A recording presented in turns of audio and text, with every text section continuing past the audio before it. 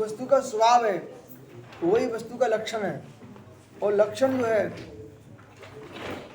आत्मभूत लक्षण, अनात्मभूत लक्षण। लक्षण वही बन सकता है आत्मभूत जो अविनाभावी होता है, वो पृथक नहीं किया जा सकता। जैसे अग्नि में उष्णता को भिन्न नहीं किया जा सकता, ऐसी आत्मा में ज्ञान दर्शन को भिन्न नहीं किया जा सकता, वो आत्मभूत लक्षण है। ठीक है ना। परंतु ये अंगूठी वाला आदमी, सुंदर आदमी, ये अनात्मभूत लक्षण है, आत्मभूत नहीं है। ये सुंदरता मिट जाएगी आपकी, शाश्वत नहीं है। जो आत्मभूत होता है वो शाश्वत होता है, त्रिकालिक होता है। तो धर्मभूत जो हम लक्षण बनाते हैं, धर्मभूत लक्षण यानी स्वाभूत लक्षण, वो आत्मभूत ही होता, अनात्मभूत नहीं होता। ठीक है। अंत यानी धर्म, अनेक धर्म है वस्तु में, उसका नाम अनेकांत धर्मात्मक वस्तु। इसलिए स्यात्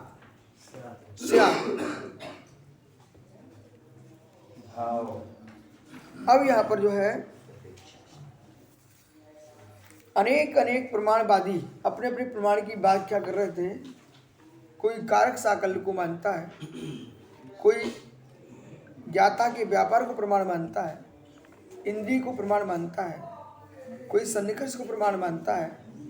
अब यहाँ पर ये ज्ञान प्रमाण हो गया पूरा। हो गया ननु से चलेगा।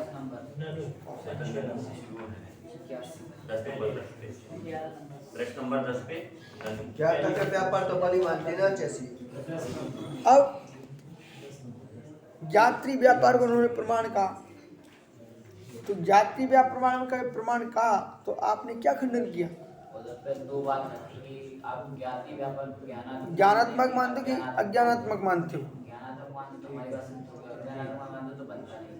यदि आप ज्ञात्री व्यापार को ज्ञानात्मक मानते हो तो स्वीकार मानिए, अज्ञानभूत मानते हो तो अज्ञान से तो कोई प्रमाण होता नहीं। फिर जड़त्व की सिद्धि होती है। अथवा अज्ञान को भी हम ज्ञान में ही सामान्य में रखते हैं तो ज्ञान की सिद्धि होती है। इसलिए ज्ञानात्मक से ही प्रमाण सिद्ध होता है, अज्ञान से सिद्ध नहीं होता ज्ञाता का व्यापार। अब यहाँ पर जो ज्ञान अद्वैत वादी बौद्ध हैं, उनकी विवक्षा से जो प्रमाण को व्याख्या करते हैं उस अपेक्षा से समझा रहे हैं। ननु ज्ञानम प्रमाणस्तु विज्ञानाकार गोचरे एवं। क्या पहली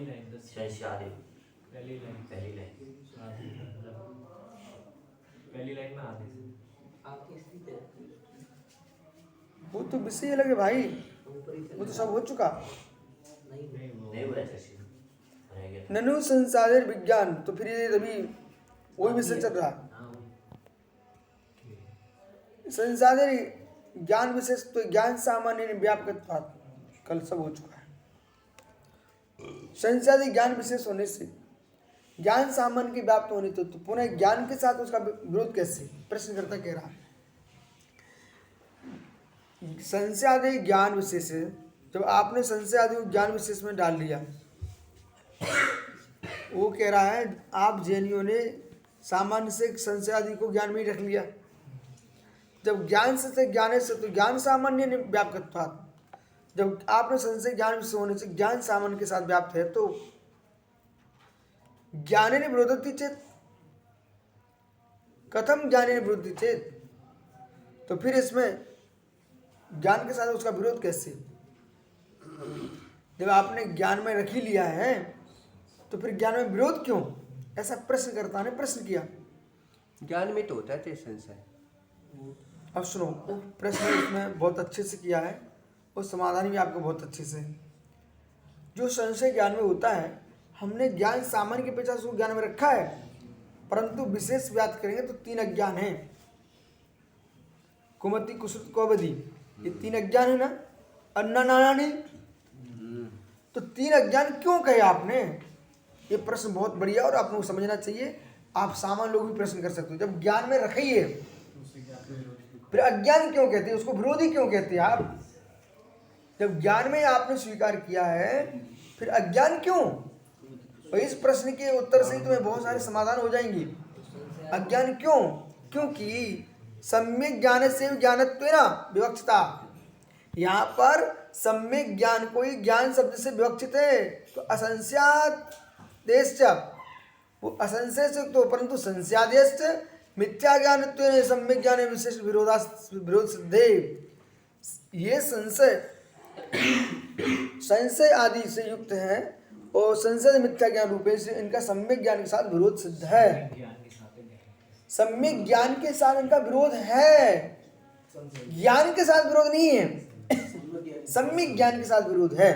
इसलिए हमने इनको विरुद्ध का ज्ञान कहा है। इसी दृष्टि से और सुनिए आप लोग, संशय आदि ज्ञान तो है पर सम्यक ज्ञान के साथ विरोध है कि नहीं? जहां पर संशय है, विपर्य, अनद्वसा है, ये त्रिदोष से युक्त है, इसलिए सम्यक ज्ञान नहीं है, ज्ञान है, ज्ञान सामान्य। ठीक।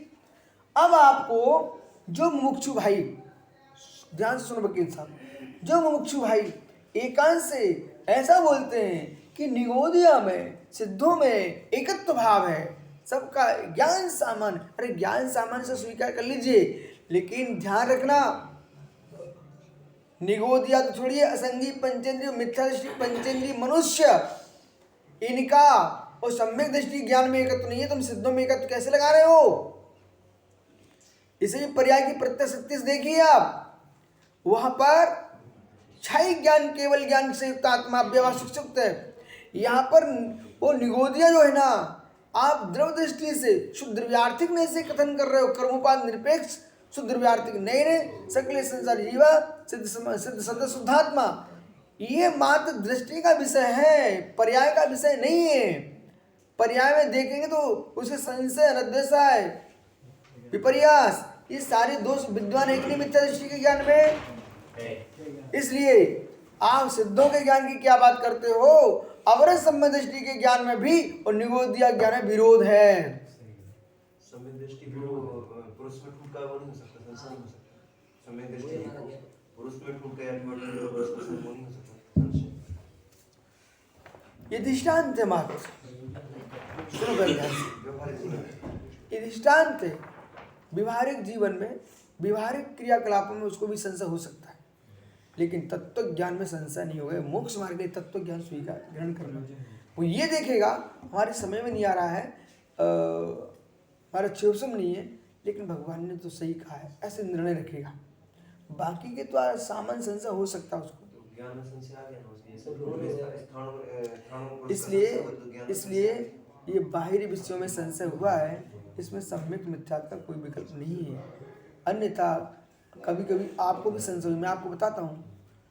एक दिन बजे थे 12, हमने समझ लिया 2 बज गए, ठीक है, और हम 2 बजे से बैठ गए,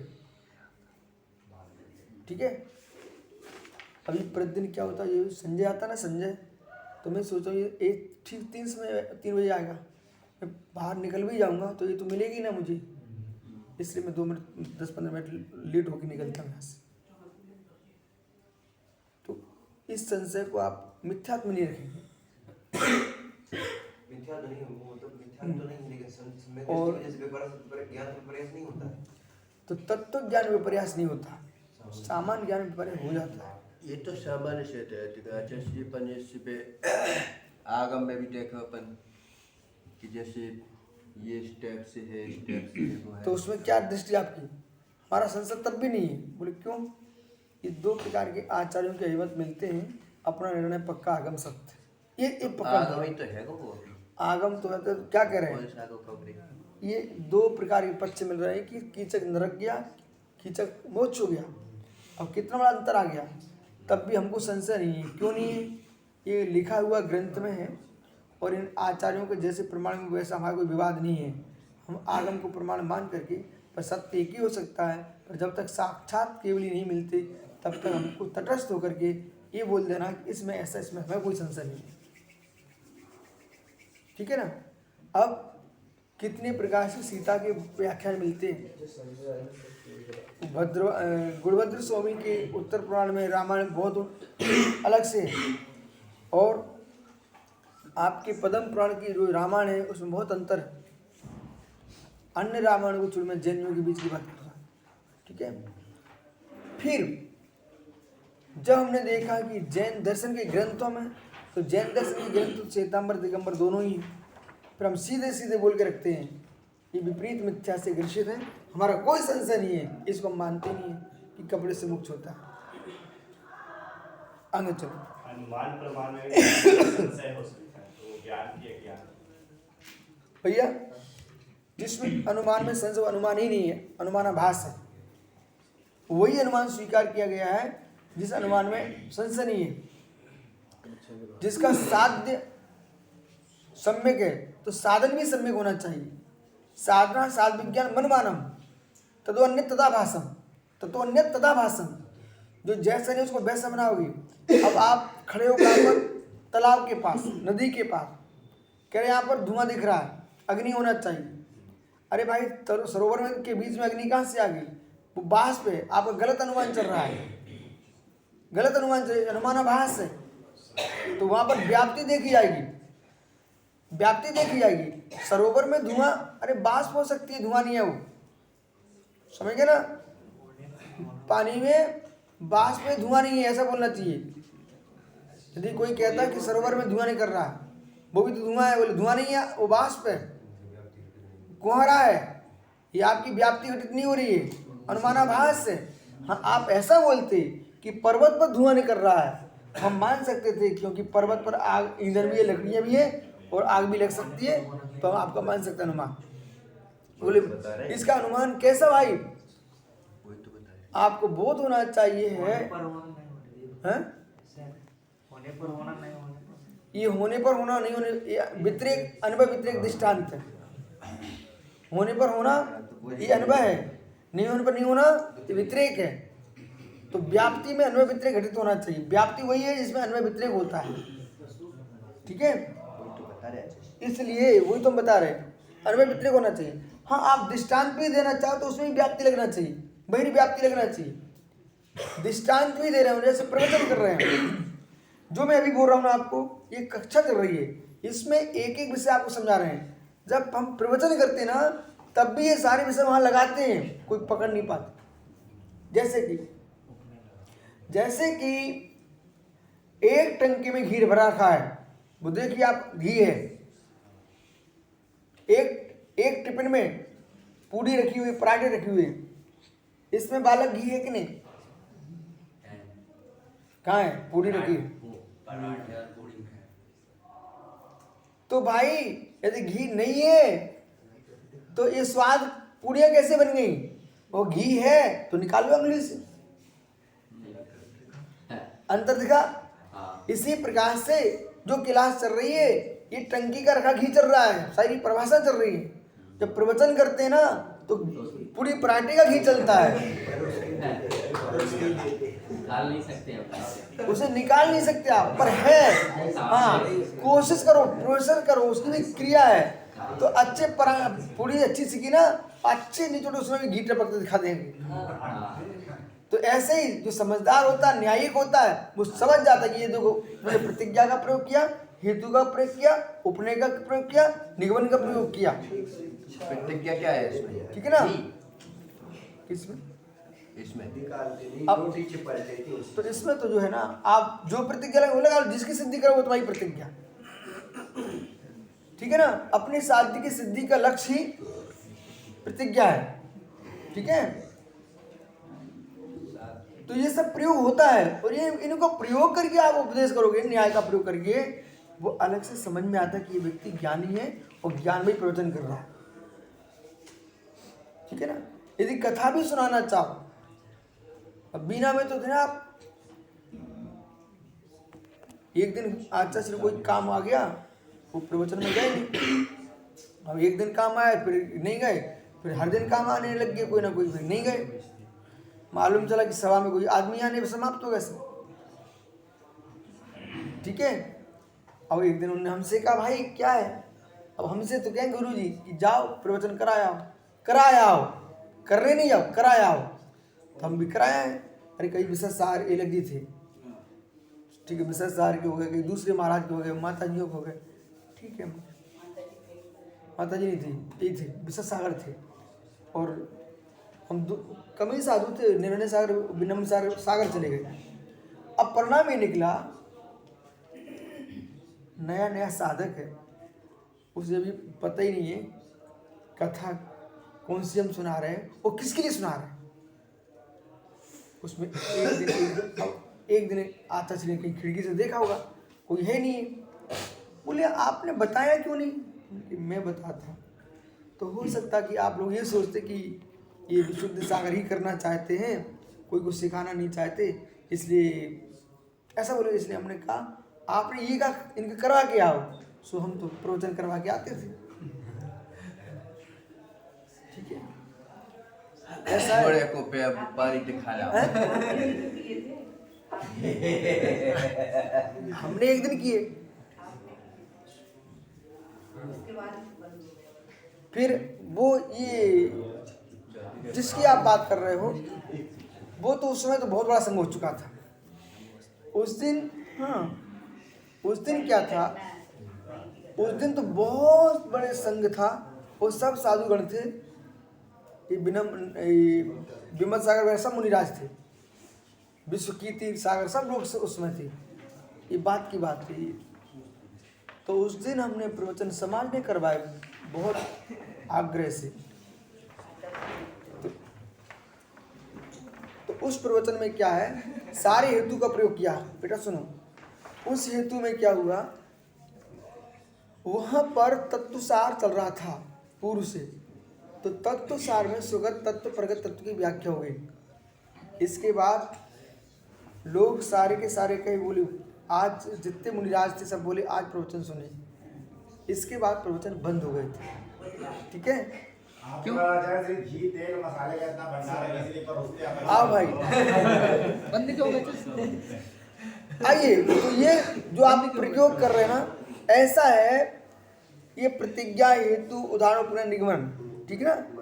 और समय सार के साथ तुम प्रयोग करोगे, उस समय सार में जैसे कल ही श्लोक निकले, उन्होंने सारे के साथ निषेध करके रख दिया, तंत्र मंत्र जंत्र कोई काम के नहीं, ठीक है ना। तो वहाँ पर प्रवचन चल रहा था प्रगत तत्व का और सुगत तत्व का। जब हमने उसको खींच करके बोल दिया तो वहाँ पर सब समाप्त हो चुके थे। तो वहाँ सन्नाटा छा गया पूरी सभा में, और वो गुरु जी के पास समाचार पहुँच गए। बोले यदि ऐसा इनने प्रवचन किया तो कल को कोई साधु को मानेगा ही नहीं, जबकि ऐसा नहीं था। समझ गए ना, मजा आ गया ना। तो पूरी सभा को ही मजा आ गया था, सब मुख्य मंडल बैठे हुए यहाँ पर। रोज होना चाहिए। तो फिर बोले ये तो गड़बड़ हो जाएगा, बच्चा ऐसे बोलेगा तो सब गड़बड़ हो जाएगा, इसलिए बंद कर दिए थे। आइए,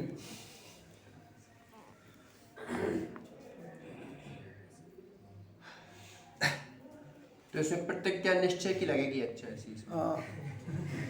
व्यवहार तो ज्ञान सामान्य ना, एक आप यहाँ पर रहस्य क्या खुला है, इसे पकड़िए। ज्ञान सामान्य में विरोध क्या है, ठीक है ना। तो हमने कह दिया इसमें संशय, ज्ञान से ज्ञान से विवक्षता, कहाँ गया, अत्र सम्यक् ज्ञानेन ज्ञानत्वेन विवक्षता तत् संसादेश मिथ्या ज्ञानत्वेन सम्यक् ज्ञान विरोध सिद्धे। यहाँ पर ज्ञान में ज्ञानकत्व होने पर भी विवक्षता के बस से संशय आदि के कारण मिथ्या ज्ञानत्व में सम्यक् ज्ञान में विरोध स्यात्। मिथ्या ज्ञान में सम्यक् ज्ञान का विरोध है और सम्यक् ज्ञान से मिथ्यात्व में विरोध है। तथा साधुत्तम, इसलिए आपको समझना चाहिए, निर्णय हुआ ज्ञान में प्रमाणम, ज्ञान ही प्रमाण है। वो बालक, जब हम जोर दे ज्ञान ही प्रमाण है तो आपको बाहर सम्यक शब्द नहीं भी जुड़ा है तब भी आपको सम्यक ही ग्रहण करना चाहिए। क्यों? अज्ञान वृत्त्यर्थम अन्यथोत्पत्ति रीति, ये हो गया ना। अज्ञान की निवृत्ति के लिए, अज्ञान की निवृत्ति अन्यथा अनुपत्ति थी। अज्ञान की निवृत्ति अन्यथा नहीं हो सकती है। अज्ञान की निवृत्ति के लिए यहाँ पर ज्ञान का प्रयोग किया गया है और यहाँ पर ज्ञान से तात्पर्य सम्यक ज्ञान को ग्रहण करना चाहिए। ठीक है, सार सम्यक ज्ञान मिथ्या ज्ञान में क्या दूषण है, ज्ञान में अज्ञान में क्या दूषण है, तो संशय आदि जिसमें पाए जाते हैं वो मिथ्या ज्ञान है, उसकी सिद्धि सम्यक ज्ञान से उसकी निवृत्ति हो जाती है, ये सिद्ध हुआ। जैसे अच्छे से आपने